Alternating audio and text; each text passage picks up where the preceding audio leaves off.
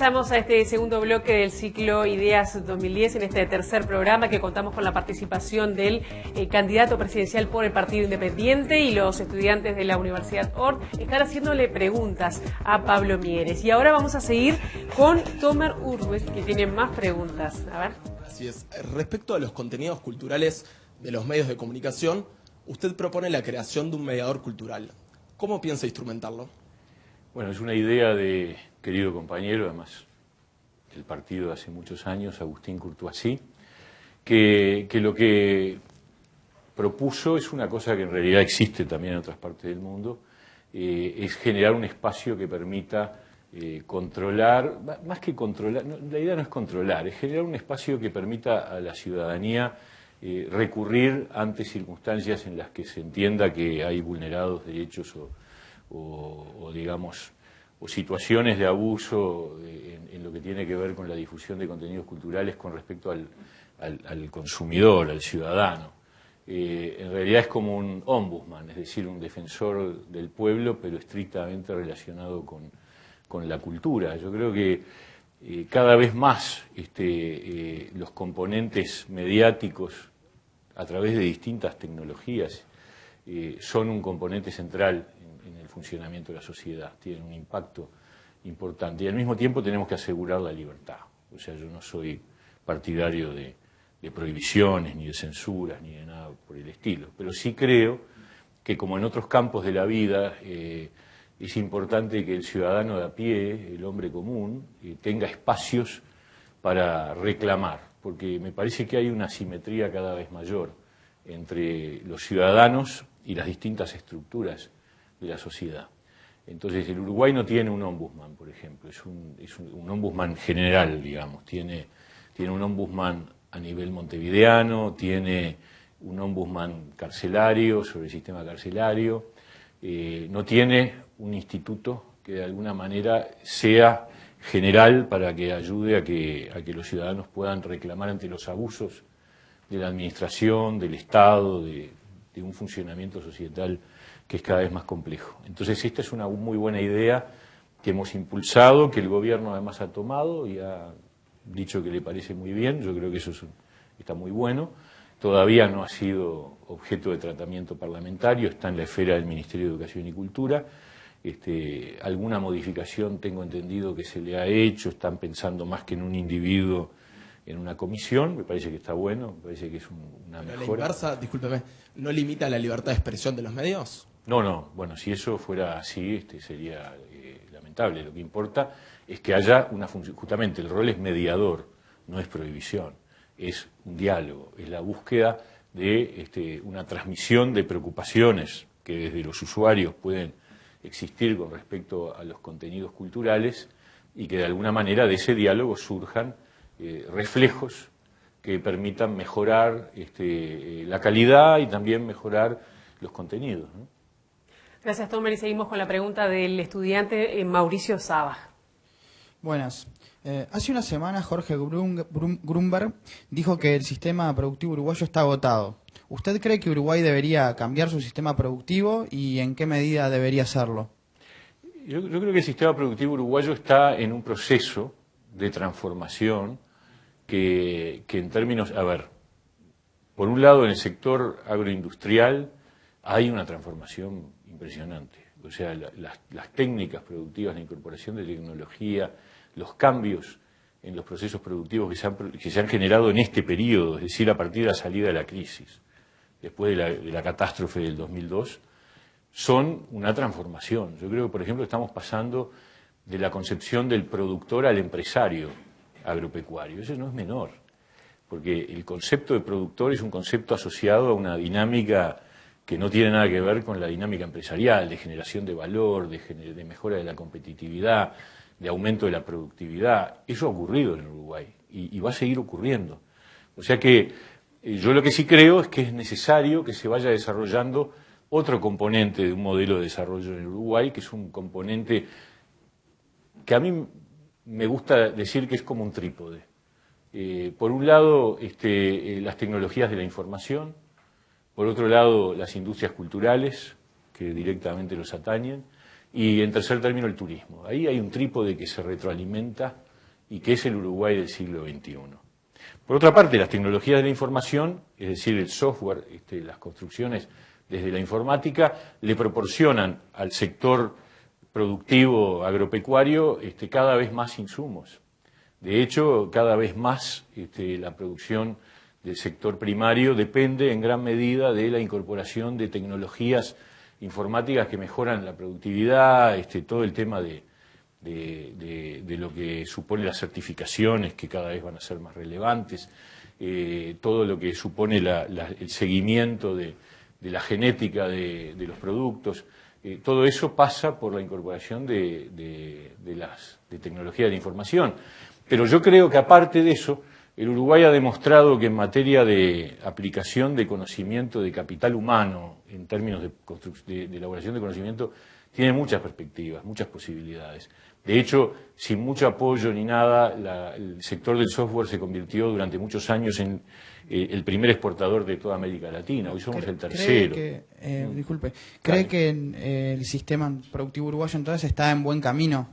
No, yo creo que está en un proceso de transformación, de cambio, que está incorporando novedades. Yo creo que hay que reconocer que el sector agropecuario está cambiando fuertemente, y eso es una buena noticia. Hay enormes posibilidades. Al contrario, el problema hoy que tenemos nosotros es cómo hacemos para que ese modelo no sea excluyente desde el punto de vista social, cómo acompañamos el proceso para que esa transformación tan fuerte que está viviendo el sector agropecuario, que ahora está pasando por un impasse lógico, fruto de un freno en la economía mundial, ¿no es cierto?, pero que razonablemente va a ser superado en el corto o mediano plazo. Pero me parece que es muy importante la otra perspectiva, en donde hay un componente de valor agregado en términos de mano de obra calificada, y ahí sí hay un problema de retraso sobre este mismo sector, sobre el sector agropecuario, que es la ausencia de políticas macroeconómicas desde el Estado que ayuden a mejorar la competitividad. Ahí hay un fracaso que ha quedado escondido, porque como había precios internacionales espectaculares y una demanda creciente, nadie puso el énfasis en esto, pero durante estos años el Uruguay expandió el gasto público de una manera exagerada y no desarrolló políticas contracíclicas que son fundamentales para favorecer el proceso de crecimiento. Entonces tenemos exportaciones que han crecido mucho, pero que cuando uno las analiza internamente son básicamente commodities, es decir, materias primas. Ahí hay un debe. Y quizás a eso se refería Grunberg cuando hablaba del modelo productivo, ¿no? Seguimos ahora con otra pregunta de otro estudiante de periodismo, Hernán Gil. Usted está a favor en legalizar la marihuana, y teniendo en cuenta que ningún otro candidato lo está, ¿por qué no utiliza esta propuesta para hacer campaña política? En realidad lo he dicho cada vez que me lo preguntaron, no lo hemos convertido en bandera. Yo creo realmente que la marihuana es una droga blanda. O sea, mi perspectiva es, la gente, los seres humanos, desde que el mundo es mundo, han tomado caminos de evasión, caminos de búsqueda de salirse de la realidad. Algunos están permitidos legalmente y otros no. Esa es la diferencia. Pero en definitiva son convenciones sociales, ¿no? El alcohol es una forma también de evasión y está permitido. Y nadie dice nada, y sin embargo es una droga que genera afectación de la salud de manera muy significativa, más sin duda que la marihuana. Entonces la marihuana, a mi modo de ver, prohibirla lo que genera es todo un mercado clandestino que lo hace incluso más apetecible, más reclamada. Y además es un sustituto de otras drogas que son tremendas y que es así, no se pueden permitir, como la pasta base, y me parece que ese es un camino correcto.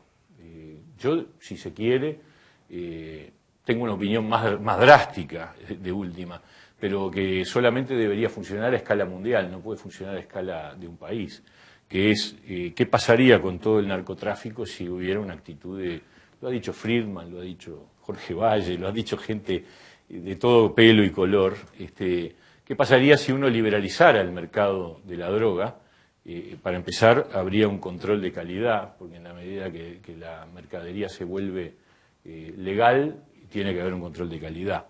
Y eso de alguna forma evita las barbaries que están ocurriendo. Y desaparecería todo un mercado negro y un mundo de la delincuencia que es tremendamente fuerte. Pero no hay condiciones hoy para eso. Entonces yo hablo solamente de esto, de la marihuana. Me parece que pero es un tema, la verdad, no es bandera porque es menor desde mi punto de vista, ¿no? Gracias a Hernán por la pregunta y seguimos con otra pregunta de Rodrigo Abelenda. Sí, ¿qué tal, Mieres? ¿Qué tal? En el debate con Bordaberry y Rodríguez, el candidato colorado, le hizo notar a usted que hace 3 años, en el semanario Ecorregionales de Flores, usted había dicho estar a favor de bajar la edad de puntuabilidad de los menores, cuando hoy usted está en contra. ¿A qué se debe ese cambio de opinión? Yo me arrepiento de no haberle contestado en el momento a Bordaberry porque me pareció que era una tontería, pero después, claro, él ha dicho varias veces esa referencia como si fuera un descubrimiento importante. En realidad, yo siempre estuve en contra de bajar la edad de imputabilidad. En cierto momento cambié de opinión y ahí se produce la declaración de marzo de 2008, no hace 3 años, es 1 año y medio.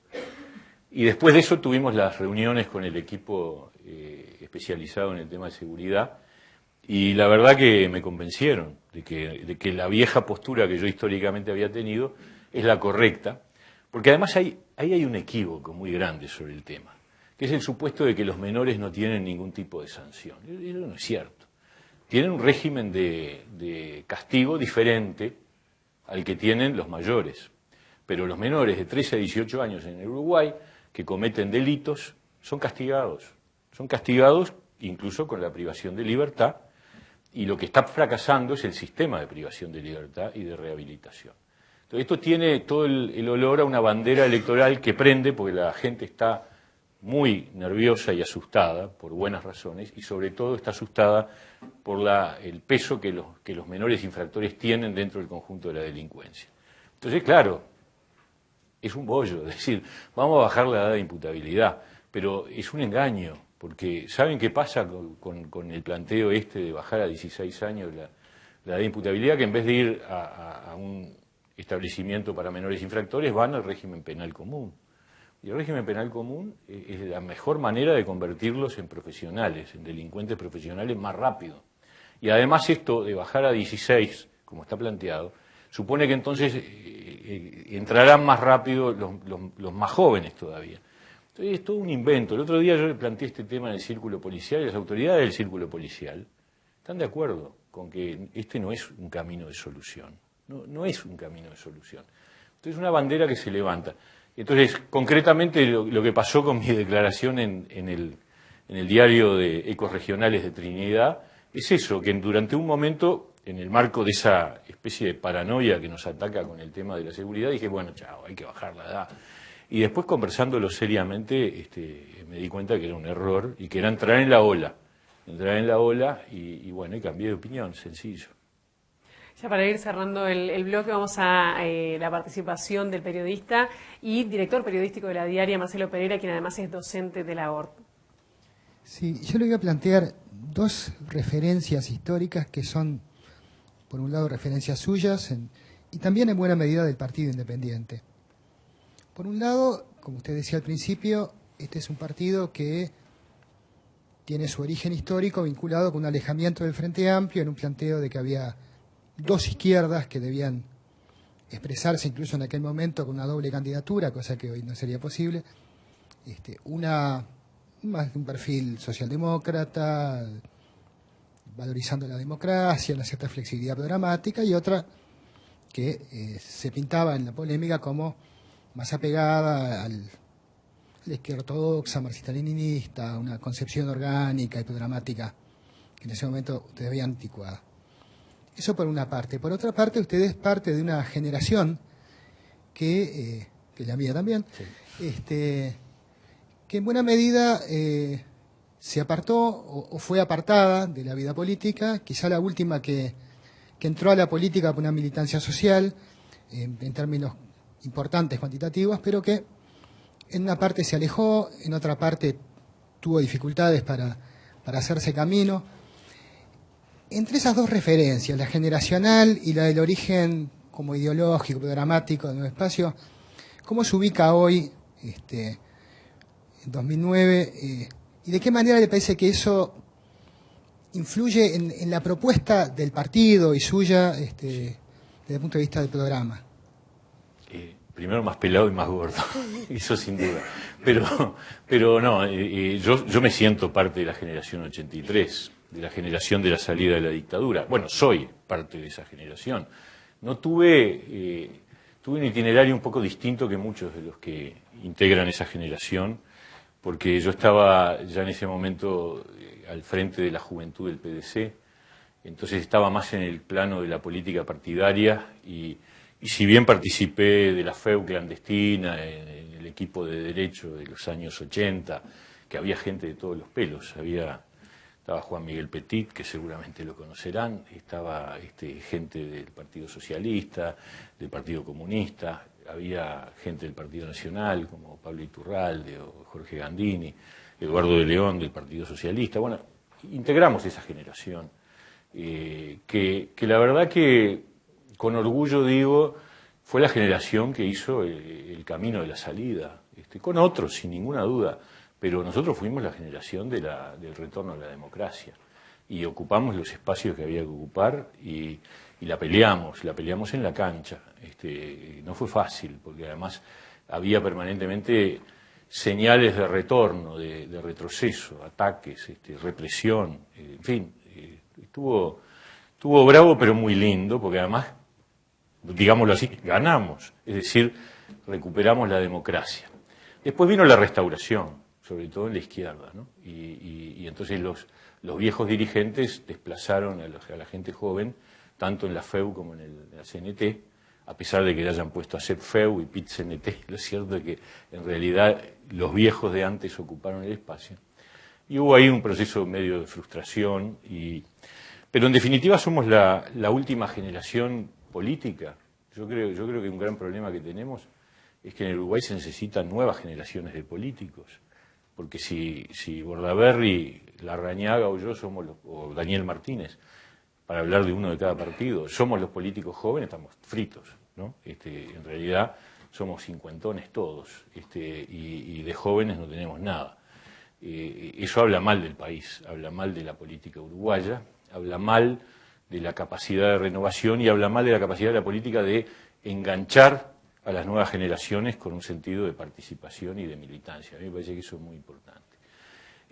Yo sigo creyendo las cosas que creía en aquellos tiempos, es decir, en la época que se produjo la separación con respecto al Frente Amplio. Sigo creyendo que es necesario un espacio de este tipo. Creo que hay gente que piensa como uno en los otros partidos, pero que a la hora de votar votan subordinados a otras lógicas y lamentablemente en ninguno de los otros partidos termina predominando las ideas que nosotros creemos que son importantes de impulsar. Y por eso estamos ahí. Yo me siento en coherencia. Yo he cometido errores muchos, como seguramente todos habremos cometido en la vida, pero siento que desde aquella ruptura del 88 en adelante, uno se sintió que formaba parte de ese espacio político, con todos los avatares que hubo y con errores cometidos en ese trayecto. Pero en definitiva soy eso, es lo que siento y lo que quiero ser. Y cuando se produjo la ruptura con Michelini en el 2001, en el 2001, yo me lo planteé mucho, porque obviamente el Nuevo Espacio se iba al partido que iba a ganar. Y había espacio de repente para ocupar. Y ahí llegué a la conclusión de que yo prefiero marchar, perder, pero ser fiel a lo que creo, que bajar la pelota y buscar el atajo para llegar al poder. No me parece. No digo que lo hayan hecho otros, no estoy acusando a nadie. Simplemente digo, yo me puse frente al espejo y dije, mis convicciones me indican que tengo que seguir en este espacio político, gane o pierda. Y de hecho perdí la banca, porque yo iba al Senado y no llegué. Y bueno, aquí estoy, convencido. ¿Contestada, Marcelo? Y nosotros vamos a seguir con otro bloque en unos instantes nada más de este ciclo Ideas 2010, con más respuestas del candidato presidencial por el Partido Independiente, Pablo Mieres. Ya venimos.